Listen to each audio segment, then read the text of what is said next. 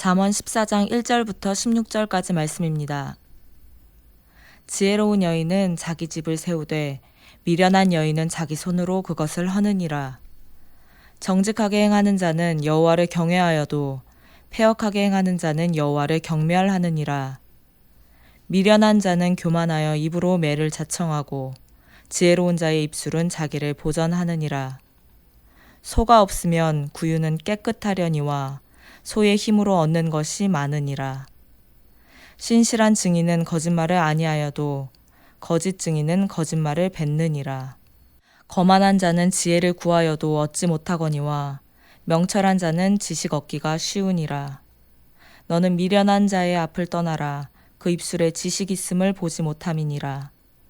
슬기로운 자의 지혜는 자기의 길을 아는 것이라도 미련한 자의 어리석음은 속이는 것이니라. 미련한 자는 죄를 심상히 여겨도 정직한 자 중에는 은혜가 있느니라. 마음의 고통은 자기가 알고 마음의 즐거움은 타인이 참여하지 못하느니라. 악한 자의 집은 망하겠고 정직한 자의 장막은 흥하리라.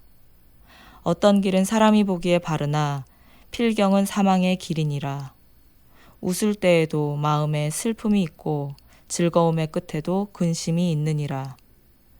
마음이 굽은 자는 자기 행위로 보응이 가득하겠고 선한 사람도 자기의 행위로 그러하리라.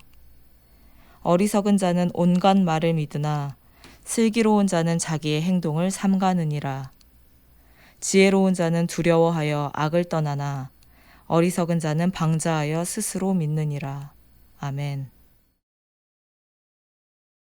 오늘도 주님과 함께 큐티 영상을 통해 함께하는 모든 분들에게 주님의 인사와 안부를 전합니다.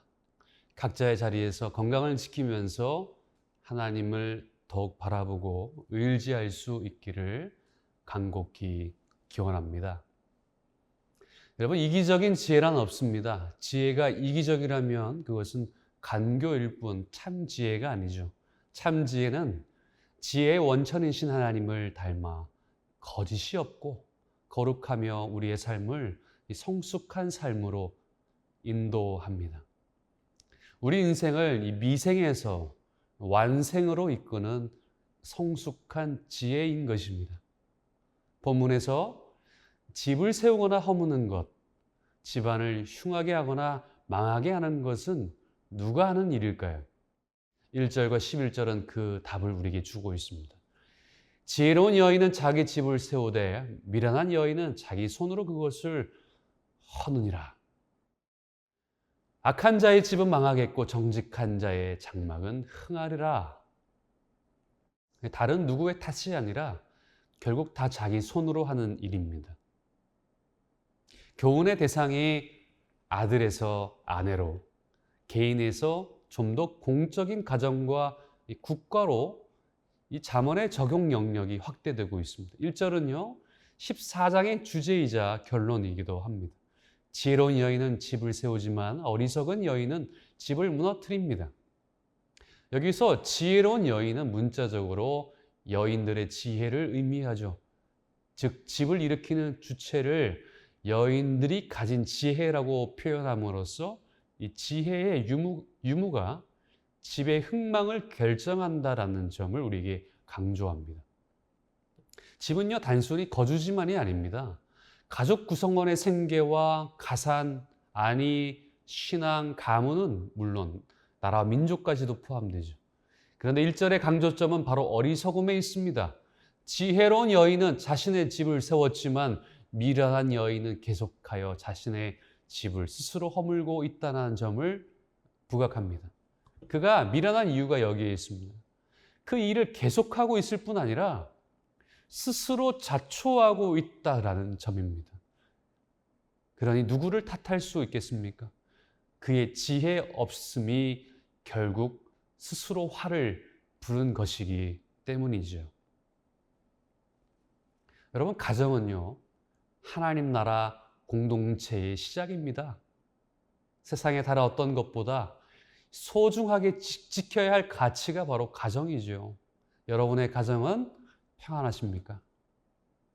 여러분, 가정을 세우는 자입니까? 가정을 허무는 자입니까? 오늘 하루 믿음의 가정을 일으키기 위해서 우리 각자가 해야 할 일들이 무엇이 있는지를 곰곰이 생각해 보셨으면 좋겠습니다. 이제 2절에서 11절의 내용을 살펴보겠습니다. 본문에서 하나님을 경외하는 사람은요, 정직하며 부지런하다라고 합니다. 좀 더 자세히 보면 어떤 사람이 정직한 사람이고 그는 어떤 유익을 누리게 될 거예요. 2절, 5절, 9절, 11절에 그 해답이 있습니다. 이 정직한 사람은요, 하나님을 경외하며 법정에서 진실만을 증언하죠. 또한 정직한 사람은 은혜를 받으며 그의 집이 흥합니다. 여러분, 제가 2절을 읽어 드리겠습니다. 정직하게 행하는 자는 여호와를 경외하여도 패역하게 행하는 자는 여호와를 경멸하느니라. 2절은 이 정직한 삶과 그릇된 삶을 사는 자들의 근본적인 차이를요, 하나님에 대한 태도에서 찾고 있습니다. 잠언이 말하고 목표하는 지혜로운 사람의 가장 큰 특징은요, 정직입니다. 정직. 그런데 생활에서 정직하게 행하는 사람의 전형적인 특징은요, 하나님을 경외하면서 찾아볼 수 있습니다. 하나님을 두려워함 없이는 손해와 불편을 감수하면서까지 정직하게 살기 어렵죠. 바로 정직이 하나님을 경외하는 길입니다. 그는 또한 재판의 향방을 결정하는 중요한 요소인 이 법정 증언에서도 거짓 없이 진실말을 말해야 한다라고 말합니다. 정직한 언행을 통해 자신과 상대를 위기에서 구하고 존귀를 얻게 하죠. 이 죄보다 더 심각한 문제가 없는데도 미련한 자는 죄를 우습게 여기기에 용서의 은혜를 누리지 못합니다.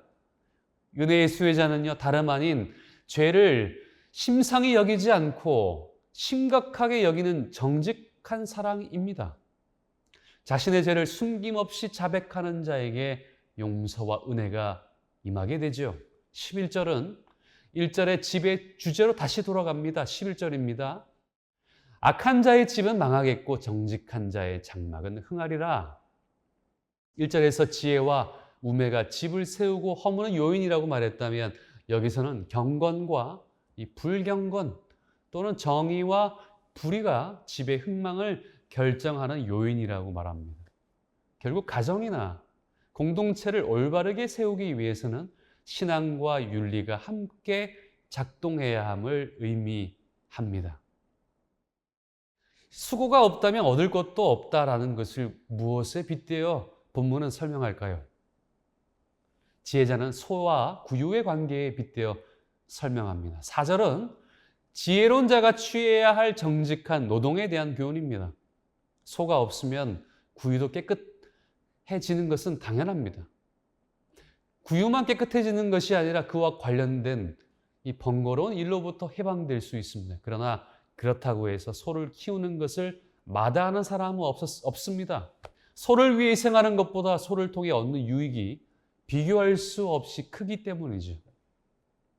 소를 키우는 수고는 더 좋은 것을 얻기 위해 작은 불편을 감수하는 생활의 지혜입니다. 우경만이 아닙니다. 모든 노동은요, 수고스럽지만 그 수고의 대가는 훨씬 값진 것이죠. 결국 소를 키우는 수고 없이 소가 주는 혜택을 기대할 수 없듯이 원하는 좋은 결과를 기대한다면 수고와 어려움과 땀 흘림을 감수하고 마땅히 그에 상하는 대가를 치러야 한다는 것을 말해줍니다. 이것은 이 14장에서 말하는 정직의 개념과 맥을 같이 하죠. 성실한 수고 없이 유익만을 바라는 것은 잘못된 것입니다. 아픔 없이 사랑할 수 없고 땀 흘리는 수고 없이 좋은 결과를 바랄 수 없습니다. 좋은 결과를 기대한다면 기꺼이 먼저 땀을 흘려야 합니다. 헌신해야 합니다. 수고 없이 풍성한 소출을 기대하는 것은 부당한 소득을 바라는 이 부정직한 태도이고 정직한 노력을 보상하신 하나님을 믿지 못하는 불신이기도 하죠.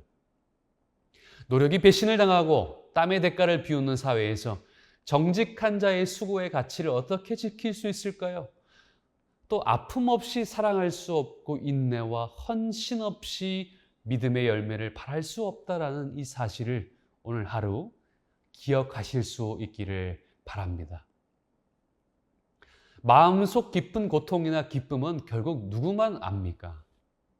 10절, 13절은 우리에게 답을 주고 있는데요. 마음속 고통이나 기쁨은 타인이 모르고 자신이 가장 잘 알죠. 10절입니다. 마음의 고통은 자기가 알고 마음의 즐거움은 타인이 참여하지 못하느니라. 10절은 인간의 희로애락을 다른 사람과 나누기에는 한계가 있음을 지적합니다.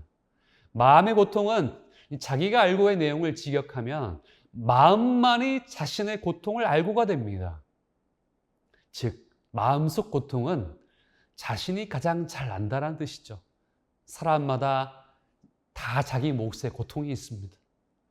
다른 사람이 아무리 위로의 손길을 내밀어도요, 밑바닥까지는 닿기 힘듭니다. 기쁨도 마찬가지입니다. 상대의 기쁨이 온전히 나의 기쁨이 되기란 여간 어려운 일이 아닙니다. 그러니 자기 연민에 빠질 수밖에 없다는 말인가? 그렇지 않습니다. 이 금언은요, 자기 마음의 고통과 즐거움을 아는 자는 자기 자신뿐임을 강조하는 것보다는 이 자기 마음을, 감정을 이해하고 아시는 분이 하나님뿐임을 기억하라고 넌지시 강조하고 있는 것이죠. 인간의 웃음 가운데도 슬픔이 존재하며 즐거움 속에서도 근심이 있기 마련이다라는 것을 우리는 늘 기억해야 합니다. 행복에도 그림자가 있고 불행에도 후광이 있습니다.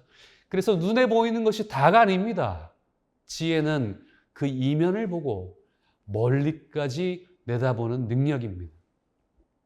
속단하지 않고 판단을 유보하며 오늘의 행복이 내일의 불행의 단초가 되고 오늘의 시련이 내일의 행복을 위해 꼭 필요한 과정임을 아는 것이 지혜이고 능력인 것이죠. 여러분, 보이는 것이 전부가 아닙니다. 지혜는 그 이면을 보고 더 멀리까지 바라보는 안목인 것이죠. 행복의 그림자와 불행의 후광을 보면서 참 소망을 사람이 아닌 오직 하나님께만 두는 것입니다. 오늘도 하나님과 사람 앞에서 언제나 정직하게 말하고 성실하게 일하는 저와 여러분의 삶이 될 수 있기를 소망합니다. 이 시간 우리의 마음을 모아 함께 기도하기를 원합니다. 오늘도 하나님과 사람 앞에서 언제나 정직하게 말하고 성실하게 일하며 살게 하소서. 우리 공동체가 성숙한 지혜와 정직한 수고로 세상을 주께로 인도하는 빛이 되고 길이 되게 하소서. 온라인으로 드려지는 모든 예배 가운데 성령님 역사하여 주시고 예배자의 마음을 회복시켜 주옵소서. 함께 마음을 모아 기도하겠습니다.